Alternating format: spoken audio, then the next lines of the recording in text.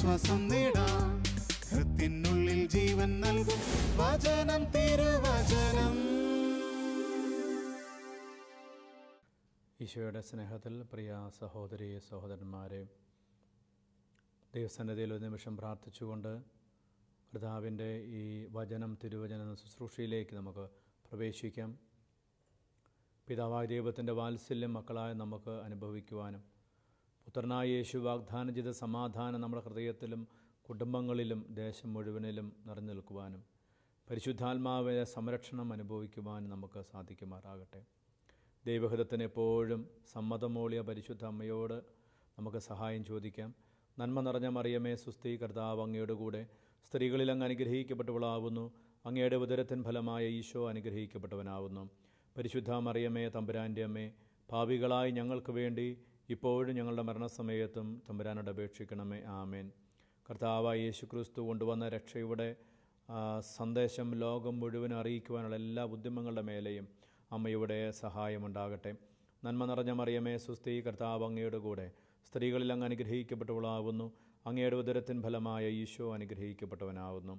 പരിശുദ്ധ മറിയമേ തമ്പുരാൻ്റെ അമ്മേ, പാപികളായി ഞങ്ങൾക്ക് വേണ്ടി ഇപ്പോഴും ഞങ്ങളുടെ മരണസമയത്തും തമ്പുരാനോട് അപേക്ഷിക്കണമേ. ആമേൻ.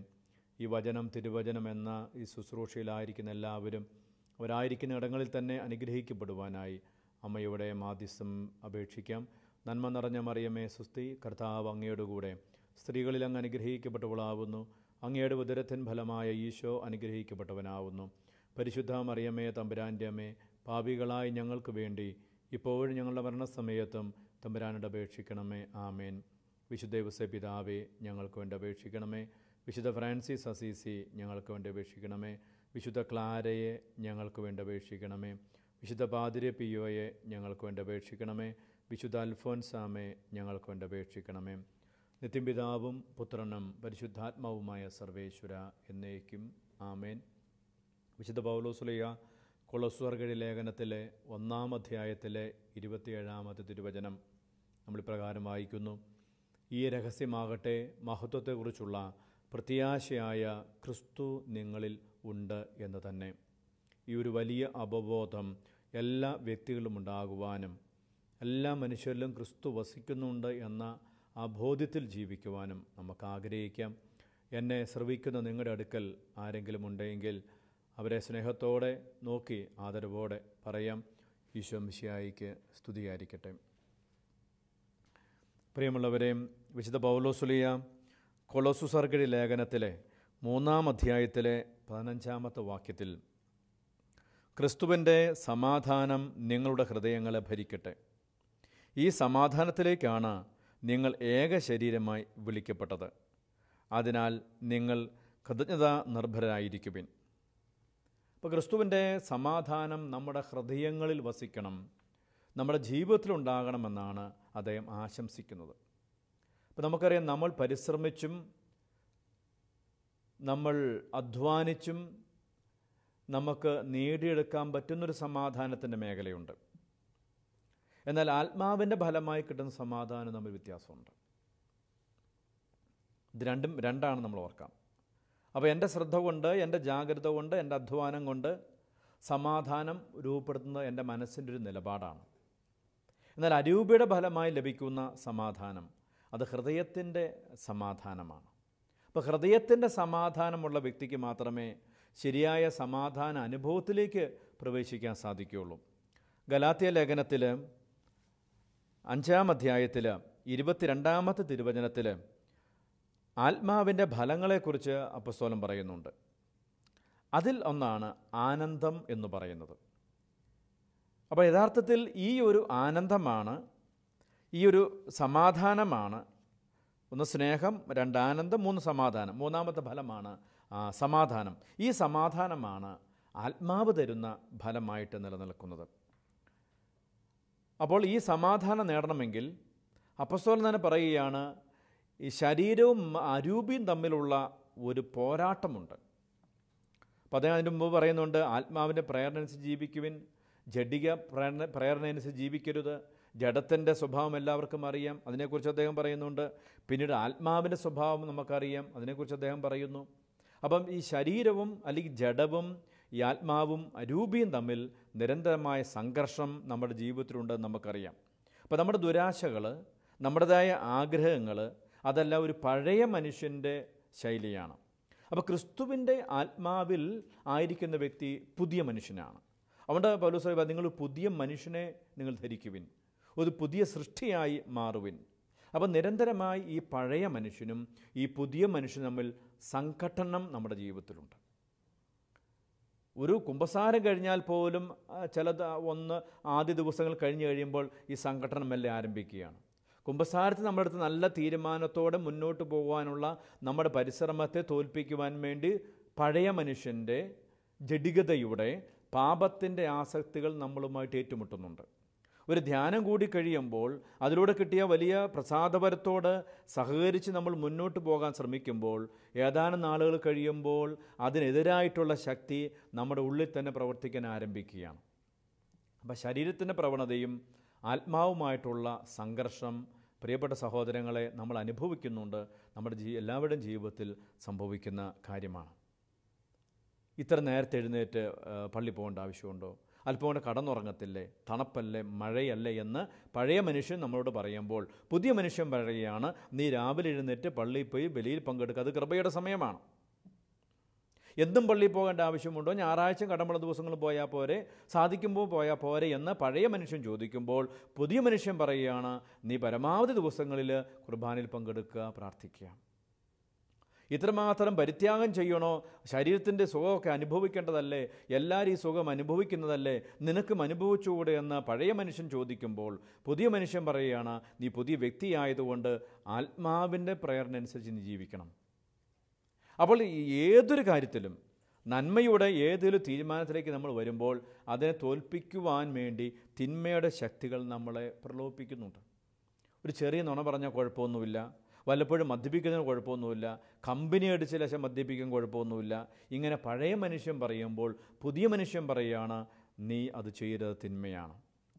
അപ്പോൾ അനുദിനം അല്ലെങ്കിൽ ഓരോ നിമിഷവും പ്രിയപ്പെട്ട സഹോദരങ്ങളെ, നമ്മുടെ മനസ്സ് ഒരു സംഘർഷഭൂമിയാണ്, ഒരു യുദ്ധഭൂമിയാണ്. ഒരുപക്ഷെ അത് സൂചിപ്പിച്ചുകൊണ്ട് ഈശോ പറയുന്നത്, ദൈവരാജ്യം ബലപ്രയോഗത്തിന് കീഴ്പ്പെട്ടിരിക്കുന്നു, ബലമുള്ളവൻ അത് കീഴ്പ്പെടുത്തും. ദൈവരാജ്യം നിങ്ങളുടെ ഇടയിലുണ്ട്. വീണ്ടും അതിന് വ്യാഖ്യാനം കൊടുക്കുകയാണ്, നിങ്ങളുടെ ഉള്ളിലുണ്ട്. അപ്പോൾ എനിക്ക് തോന്നുന്നു നമ്മുടെ ഉള്ളിലുള്ള ഈ ദൈവരാജ്യത്തിൻ്റെ അനുഭവത്തിലേക്ക് ഒരു വ്യക്തി വളരാൻ ശ്രമിക്കുമ്പോൾ അതിനെ തകർക്കുവാൻ വേണ്ടി പാപത്തിൻ്റെ, ജഡികതയുടെ, ലോകത്തിൻ്റെ ദുരാസക്തികൾ, തിന്മയുടെ ശക്തികൾ നമ്മളുമായിട്ട് നിരന്തരമായി ഏറ്റുമുട്ടിക്കൊണ്ടിരിക്കുന്നു. ഇപ്പം മരുഭൂമിയിൽ ഈശോയെ പ്രലോഭിപ്പിച്ച പിശാചിൻ്റെ അതേ തന്ത്രങ്ങൾ എൻ്റെയും നിങ്ങളുടെ ജീവിതത്തിൽ അനുദിനമായിട്ട് ആ തന്ത്രങ്ങൾ പ്രയോഗിച്ച് നമ്മളെ തോൽപ്പിക്കാൻ ശ്രമിക്കുകയാണ്. അപ്പോൾ ഇതിനെതിരായിട്ടുള്ള പോരാട്ടമാണ് നമ്മുടെ ജീവിതത്തിൽ നമ്മൾ നടക്കേണ്ടത്. അപ്പോൾ അരൂപിയുടെ കൃപയോട് നമ്മുടെ സ്വാതന്ത്ര്യം സഹകരിക്കുമ്പോഴാണ് പരിശുദ്ധാത്മാവിൻ്റെ ഫലങ്ങൾ ഉണ്ടാകുന്നത്. പരോപകാരം ചെയ്യാനുള്ള കൃപ നമുക്കുണ്ട്, നന്മ ചെയ്യാനുള്ള സാധ്യത നമുക്കുണ്ട്. അത് ചെയ്യണോ വേണ്ടോ എന്നുള്ളത് എൻ്റെ സ്വാതന്ത്ര്യമാണ്. അപ്പോൾ പരിശുദ്ധാത്മാവിൻ്റെ പ്രചോദനങ്ങളോട് എൻ്റെ തീരുമാനം, എൻ്റെ സ്വാതന്ത്ര്യം ചേരുമ്പോഴാണ് അത് ഫലവത്തായി തീരുന്നത് എന്ന് ചുരുക്കം. അപ്പോൾ ഫലങ്ങൾ നമ്മുടെ ജീവിതത്തിൽ ഉണ്ടാകണമെന്ന സഭ ആഗ്രഹിക്കുന്നത്. അരൂപിയുടെ വരങ്ങൾ, ദാനങ്ങൾ ലഭിക്കുന്നത് മാത്രമല്ല, അതിനോട് നമ്മുടെ സ്വാതന്ത്ര്യവും നമ്മുടെ മനസ്സും ചേരുമ്പോൾ നമുക്കതിൻ്റെ ഫലം പുറപ്പെടുവിക്കാൻ സാധിക്കും. സ്നാപയോഹന്നാൻ പറയുന്നു, മാനസാന്തരത്തിന് യോജിച്ച ഫലങ്ങൾ പുറപ്പെടുവിക്കുവിൻ. അപ്പോൾ ഈ ഫലമാണ് നമ്മുടെ ജീവിതത്തിൽ ഉണ്ടാകേണ്ടത്. അപ്പോൾ സുവിശേഷ പ്രസംഗന്മാരോ അപ്പസ്തോലന്മാരോ അല്ലെങ്കിൽ അല്ല, അവർക്ക് ഒത്തിരി കൃപകളുണ്ട്, ഓരോരോ വരങ്ങൾ കൊടുത്തിട്ടുണ്ട്. വരങ്ങൾ നമ്മൾ വൈവിധ്യമുള്ളവരാണ്. എന്നാൽ നമ്മൾ അതുപയോഗിച്ച് ഫലങ്ങൾ പുറപ്പെടുവിക്കണം. ഫലങ്ങൾ പുറപ്പെടുവിക്കുന്ന വ്യക്തികളായി നമ്മൾ മാറുമ്പോഴാണ് ശരിക്കും നമ്മൾ പുതിയ മനുഷ്യരായി മാറിയെന്ന് പറയുള്ളൂ. പലപ്പോഴും നമുക്കറിയാം, ധ്യാന സമയത്തൊക്കെ ആൾക്കാർ ഈ വരങ്ങൾക്ക് വേണ്ടി ഒത്തിരി പ്രാർത്ഥിക്കും. നല്ല കാര്യം തന്നെയാണ്. പൗലോസ് പറയുന്നുണ്ട്, വരങ്ങൾക്ക് വേണ്ടി നിരന്തരമായി പ്രാർത്ഥിക്കുവിൻ, നിങ്ങൾ ആത്മാർത്ഥമായിട്ട് പ്രാർത്ഥിക്കുവിൻ, അല്ലെങ്കിൽ നിങ്ങൾ തീക്ഷ്ണതയോടെ പ്രാർത്ഥിക്കുമെന്ന് പറയുന്നുണ്ട്. പക്ഷെ പലപ്പോഴും എനിക്ക് തോന്നിയിട്ടുണ്ട്, ഈ വരങ്ങൾക്ക് വേണ്ടി പ്രാർത്ഥിക്കുന്ന അതേ തീക്ഷ്ണതയൊന്നും താല്പര്യമൊന്നും ഫലങ്ങൾക്ക് വേണ്ടി പ്രാർത്ഥിക്കുന്നില്ല. അപ്പോൾ ഏതാണ് പ്രധാനപ്പെട്ടതെന്ന് ചോദിച്ചാൽ അത് ഫലങ്ങളാണ്. നമ്മൾ പറയുന്നൊരു വാക്ക് പരിശുദ്ധാത്മാവിൻ്റെ അഭിഷേകം എന്ന് പറയാറുണ്ട്. എന്താണ് ഈ പരിശുദ്ധാത്മാവിൻ്റെ അഭിഷേകം? ഒരു വ്യക്തിയിൽ പരിശുദ്ധാത്മാവിൻ്റെ ഫലങ്ങൾ എന്നറിയുന്നതാണ് അഭിഷേകം. രോഗശാന്തി കൊടുക്കുന്നതും അത്ഭുതങ്ങൾ കൊടുക്കുന്നതും അടയാളങ്ങൾ പറയുന്നതും മാത്രമല്ല, ഒരുപക്ഷെ അതിലുപരിയായിട്ട് അതുള്ള വ്യക്തികൾക്ക് ഒരുപക്ഷെ ഫലങ്ങളില്ലാതെ പോകാം. എന്നാൽ പരിശുദ്ധാത്മാവിൻ്റെ ഫലങ്ങളുണ്ടോ ആ വ്യക്തിയിൽ ദാനങ്ങളും വരങ്ങളും നിറഞ്ഞിരിക്കും. അപ്പം അതുകൊണ്ട് ആത്മാവിൻ്റെ അഭിഷേകം എന്ന് പറയുന്നത് അതൊരു വികാരമോ ഒരു ഫീലിങ്ങോ ഒരു കുളിര് കോരുന്ന അനുഭവമോ ഒരു കാറ്റടിക്കുന്ന അനുഭവമോ ഒരു തണുപ്പൊന്നുമല്ല. അത് ചില സൂചനകളാണ്. പരിശുദ്ധാത്മാവിൻ്റെ അഭിഷേകം എന്ന് പറയുന്നത് അതിൻ്റെ ഫലങ്ങളാണ്.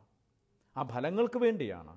ഈ ഫലങ്ങൾ പുറപ്പെടുവിക്കുന്നത് അപ്പോസ്തലൻ പറയുന്ന പോലെ ഒരു പുതിയ മനുഷ്യനാകുന്ന വ്യക്തിക്കാണ്. അപ്പം അങ്ങനെ ഫലങ്ങളിൽ നമ്മൾ വളരുക എന്ന് പറഞ്ഞാൽ അഭിഷേകത്തിൽ വളരുക എന്നാണ്. നമ്മൾ പുതിയ സൃഷ്ടിയായി ഓരോ ദിവസം മാറിക്കൊണ്ടിരിക്കുക എന്നുള്ളതാണ്. അതിലൊന്നാണ്, ഈ ഫലങ്ങളൊന്നാണ് സമാധാനം. നമ്മളത് കണ്ടു. വിശുദ്ധ ഫ്രാൻസിസ് അസീസി തൻ്റെ സഹോദരന്മാരെ ലോകത്തിൻ്റെ നാനാഭാഗങ്ങളിലേക്ക് പറഞ്ഞയക്കുമ്പോൾ അദ്ദേഹം പറയുന്നൊരു കാര്യമുണ്ട്. നിങ്ങൾ സമാധാനം പ്രഖ്യാപിക്കുമ്പോൾ ആ സമാധാനം ആദ്യമേ നിങ്ങളുടെ ഹൃദയത്തിലുണ്ടായിരിക്കണം. അദ്ദേഹത്തിൻ്റെ പ്രസിദ്ധമായ സമാധാന പ്രാർത്ഥന, കർത്താവേ എന്നെ അങ്ങയുടെ സമാധാനത്തിൻ്റെ ഒരു ഉപകരണമാക്കി മാറ്റണമേ എന്ന് ആ മനുഷ്യൻ പ്രാർത്ഥിക്കുന്നുണ്ടെങ്കിൽ, അദ്ദേഹം അങ്ങനെ ജീവിച്ചിട്ടുണ്ടെങ്കിൽ തീർച്ചയായിട്ടും അദ്ദേഹത്തിൻ്റെ ഹൃദയത്തിൽ ആ സമാധാനം അനുഭവിച്ചിട്ടുണ്ട്.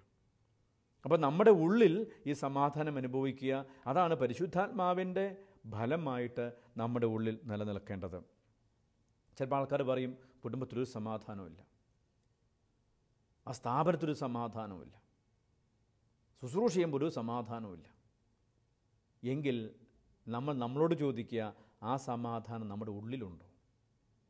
എൻ്റെ കുടുംബത്തിൽ സമാധാനം ഉണ്ടാകണമെങ്കിൽ എൻ്റെ ഉള്ളിൽ സമാധാനം ഉണ്ടാകണം. എൻ്റെ ഉള്ളിൽ സമാധാനമുണ്ടെങ്കിൽ ആ സമാധാനത്തിൻ്റെ വൈബ്രേഷൻ, ആ സമാധാനത്തിൻ്റെ അനുഭവം, ചൈതന്യം വ്യാപിക്കും. അങ്ങനെ ഒരു വ്യക്തിയിലൂടെ സമാധാനത്തിൻ്റെ തരംഗങ്ങൾ ആ ഭവനത്തിലുള്ള എല്ലാ വ്യക്തികളിലേക്കും പോയിക്കൊണ്ടിരിക്കും. ഇങ്ങനെ സമാധാനം വ്യക്തി അനുഭവിക്കുമ്പോൾ അതൊരു പുതിയ മനുഷ്യന് മാത്രമേ അത് സാധിക്കുകയുള്ളൂ. ആ മനുഷ്യൻ സാവകാശം ആ സമാധാനത്തിൻ്റെ റേഞ്ച് കൂട്ടിക്കൊണ്ടിരിക്കുകയാണ്. ആ സമാധാനത്തിൻ്റെ കവറേജ് ഏരിയ വർദ്ധിപ്പിച്ചുകൊണ്ടിരിക്കുകയാണ്. അങ്ങനെയാണ് ഒരു വ്യക്തിയിലൂടെ കുടുംബത്തിലേക്ക് സമാധാനത്തിലേക്ക് അത് വരുന്നത് വിസ്തൃതമായിക്കൊണ്ടിരിക്കുക. ഈശോയുടെ അടുക്കൽ വരുന്ന എല്ലാവരും സമാധാനം അനുഭവിച്ചു. പക്ഷെ എല്ലാവർക്കും ആ കാന്തിക വലയത്തിൽപ്പെടാൻ പറ്റിയിട്ടില്ല. അതുകൊണ്ട് അവൻ്റെ അടുക്കൽ വരുമ്പോൾ ഓക്കെ, ചില ആൾക്കാർ ധ്യാന സെൻ്ററിൽ വരുമ്പോൾ, ധ്യാനത്തിന് വരുമ്പോൾ അവർക്ക് ഭയങ്കരമായ അനുഭവം ഉണ്ടായി, മാനസാന്തരമായ അനുഭവം ഉണ്ടായി. കുറച്ച് നാളത്തേക്ക് അത് വിട്ട് കഴിയുമ്പോഴോ വീണ്ടും ചില ആളുകളോട്, ആത്മീയ മനുഷ്യരോട്, പ്രാർത്ഥിക്കുന്ന മനുഷ്യരോട്, ദൈവാനുഭവമുള്ള മനുഷ്യരോട് സംസാരിക്കുമ്പോൾ തീർച്ചയായിട്ടും നമുക്ക് നമ്മുടെ കുറവുകൾ നമുക്ക് ബോധ്യപ്പെടും. നമുക്ക് തോന്നും ഞാൻ ശരിയല്ല എന്ന്.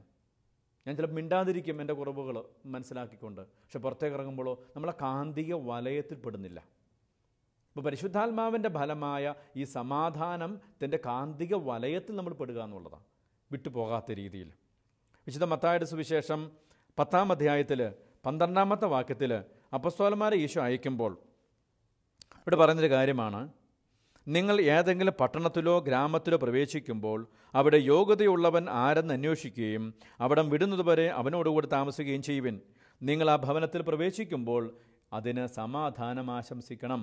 ആ ഭവനം അർഹതയുള്ളതാണെങ്കിൽ നിങ്ങളുടെ സമാധാനം അതിൽ വസിക്കട്ടെ. അർഹതയില്ലാത്തതെങ്കിൽ നിങ്ങളുടെ സമാധാനം നിങ്ങളിലേക്ക് തന്നെ മടങ്ങട്ടെ. അപ്പോൾ ഒന്ന്, എൻ്റെ ഉള്ളിലുള്ള സമാധാനം ഞാൻ എൻ്റെ വ്യക്തിയെ കാണുമ്പോൾ. വിശുദ്ധ ഫ്രാൻസിസ് അസീസിയുടെ പ്രയോഗം പാച്ചെ ബേനെ, സമാധാനം സൗഭാഗ്യവും.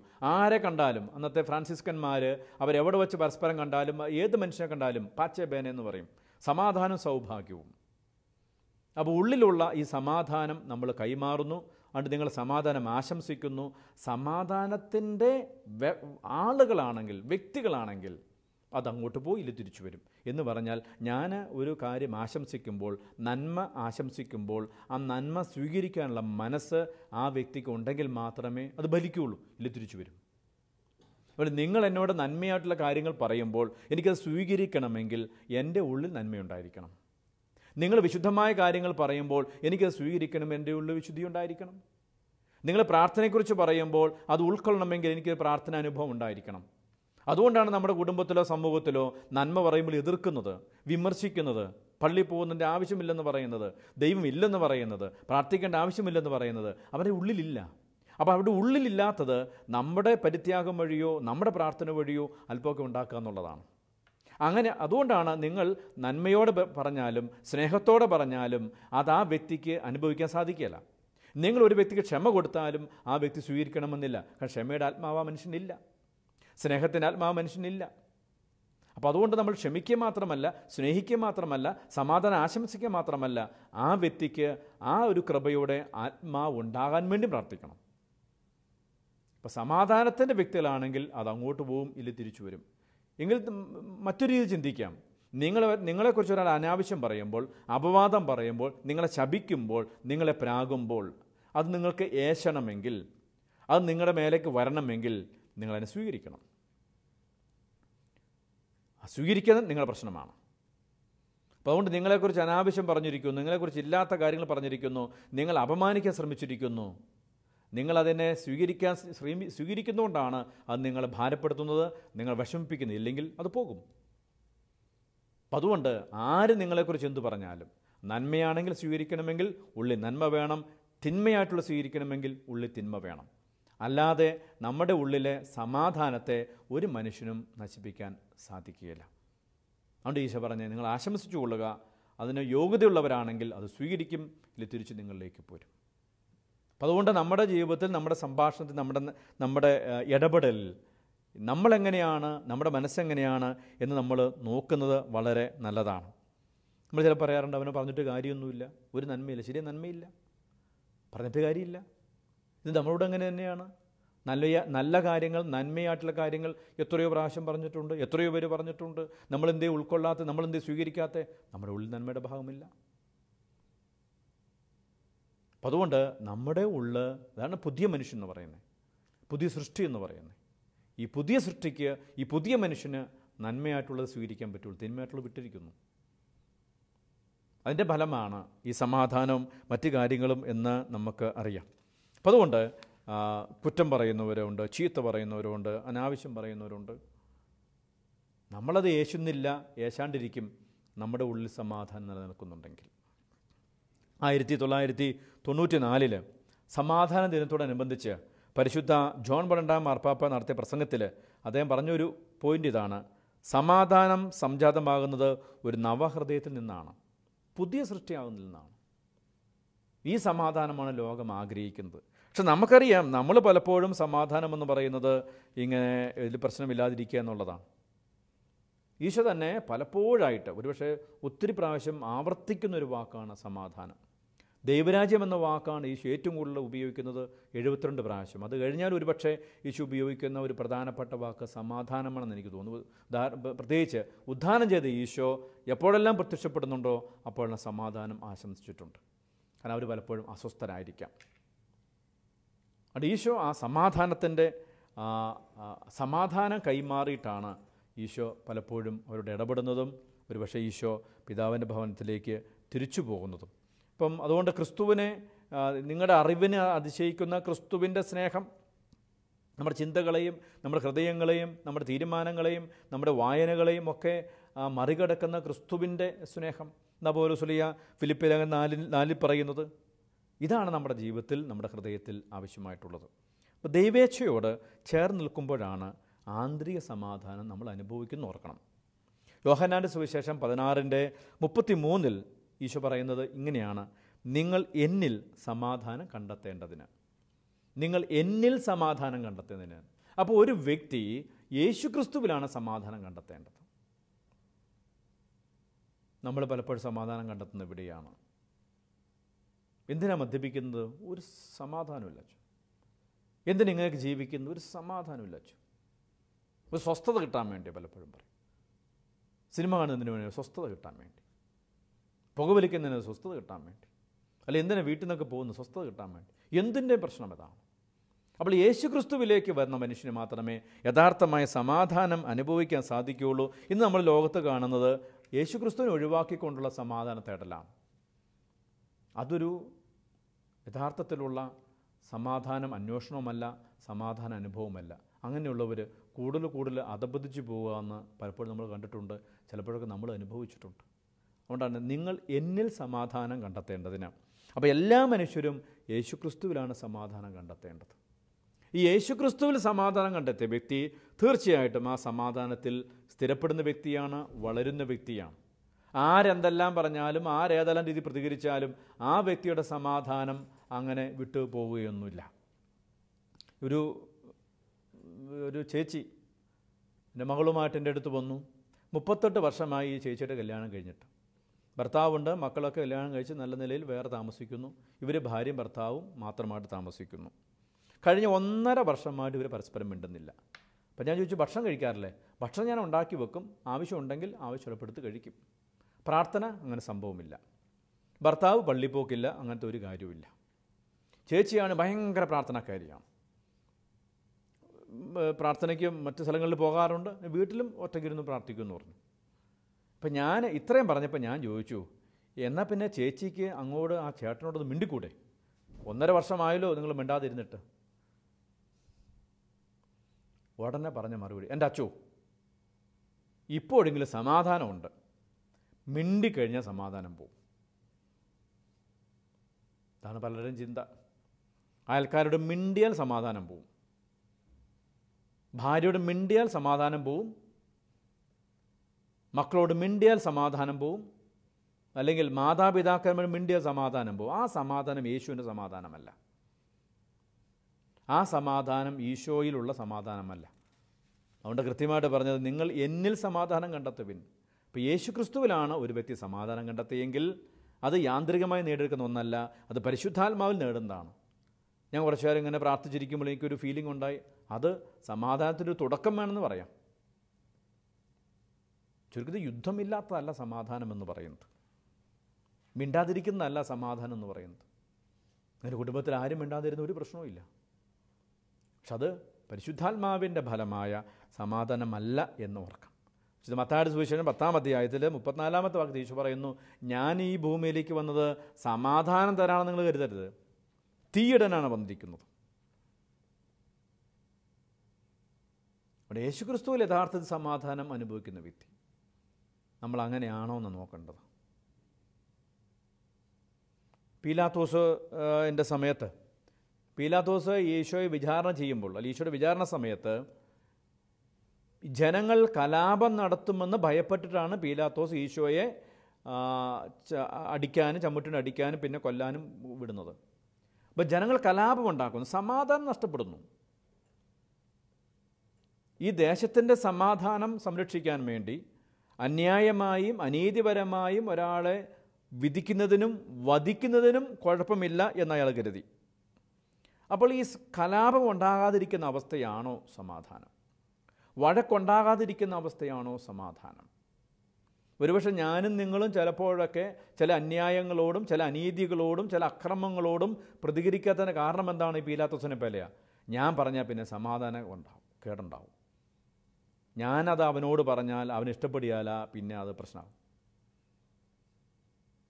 അതല്ല ഈശോ തരുന്ന സമാധാനം എന്ന് നമ്മൾ ഓർക്കാം. അപ്പോൾ സത്യത്തെയും നീതിയെയും ന്യായത്തെയും മനുഷ്യത്വത്തെയും മാറ്റിവെച്ചുകൊണ്ട് ഒരു സമാധാനം നമുക്ക് സ്ഥാപിക്കാൻ സാധിക്കുകയില്ല. തൽക്കാലത്തേക്കുള്ള അഡ്ജസ്റ്റ്മെൻറ്റാണ് നമുക്കറിയാം. നമ്മൾ അല്പം നമ്മുടെ നിലപാടുകളിലും സംസാരത്തിലും പെരുമാറ്റത്തിലുമൊക്കെ അല്പം കള്ളത്തരങ്ങളും ചില കൊള്ളരായ്മകളും ഇച്ചിരി അഴിമതിയും കുറച്ച് ഇങ്ങനെയുള്ള ചില കാര്യങ്ങളൊക്കെ ഒപ്പിച്ച് പോകാൻ കാരണം എന്താ? പ്രശ്നമുണ്ടാകാതെ പോയാൽ മതി. എങ്കിലും പ്രശ്നം ഇല്ലാതെ നിന്ന് പോയാൽ മതി. അത് യഥാർത്ഥത്തിലുള്ള സമാധാനമല്ല എന്ന് നമുക്ക് ഓർക്കാം. അത്തരത്തിൽ അഡ്ജസ്റ്റ്മെൻറ്റിലൂടെ നമ്മൾ പോകേണ്ടതല്ല എന്നും കൂടെ നമുക്ക് തിരിച്ചറിയുന്നത് നല്ലതാണ്. ഇതൊക്കെ ഒരു പക്ഷേ അല്പനേരത്തേക്ക് സമാധാനം ഉണ്ടാകുമായിരിക്കും. യേശുവിനെ കൊല്ലാൻ വിട്ടുകൊടുത്തപ്പോൾ കലാപമുണ്ടായില്ലെങ്കിലും പിന്നീട് എന്ത് സംഭവിച്ചു നമുക്കറിയാം. ചരിത്രം മുഴുവൻ കലാപ ബാധിതമായി തീരുകയാണ്.